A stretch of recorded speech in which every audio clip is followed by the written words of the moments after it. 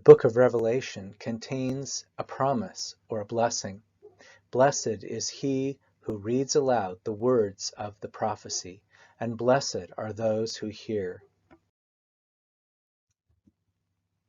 Join us on a journey through the book of Revelation. Well, welcome. This is Deacon Scott McKellar from St. Therese Parish, and I wanted to invite you to do a study with me of a book of the Bible. We're living in very strange times with the pandemic and the outbreak of the coronavirus. As I make this recording, there are roughly 37,000 cases in New York with 385 deaths. Far fewer, of course, in Missouri, but many people are feeling stressed out or anxious because of this. And I saw someone joking on Facebook who said, well, maybe this is the end of the world.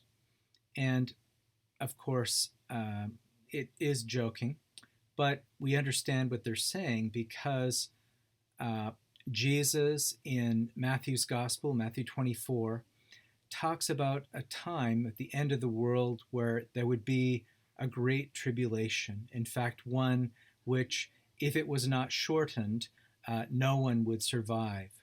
This little section of Matthew's Gospel is sometimes called the Matthean Apocalypse, because in this short little section, Jesus talks about things which we find in the last book of the Bible, which is sometimes called the Apocalypse, but usually we call it the book of Revelation.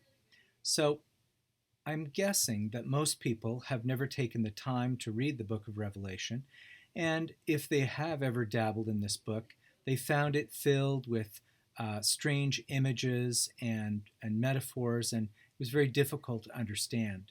I have created a short course on Revelation to help understand it, and I would have loved to get together in a classroom setting and deliver this in the normal manner, but given the crisis, I'm going to record a series of videos that will lead someone through the book of Revelation.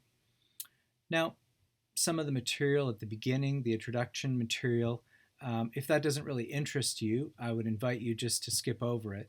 I will eventually get directly to the text of Revelation, and we'll go through kind of chapter by chapter through the whole book and try to explain and make sense of what the book is all about. If you've never approached the book of Revelation before, your mind may have been filled with ideas from popular preachers. I was actually trained as a Protestant minister in seminary before becoming Catholic, and my grandfather was a Baptist minister who was in active ministry for almost 60 years.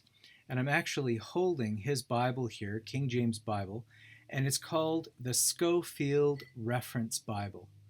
And throughout this Bible, it has very detailed notes at the bottom of the page, and all the notes are trying to explain the end times in relation to different passages of the Bible. They talk about things like the millennium, a literal 1,000-year reign of Christ on earth. They talk about the rapture. Now, when I mention things like the rapture, you may or may not have heard of these things. It doesn't really matter.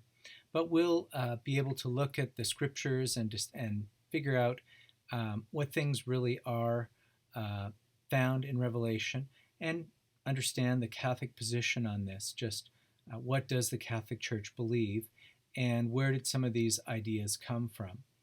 For the idea of the rapture, it was actually invented by a former Catholic priest, John Nelson Darby, in around 1850. So it's a very modern idea, and not even all Protestants, I would say the majority of Protestants actually, do not embrace it because of its novelty.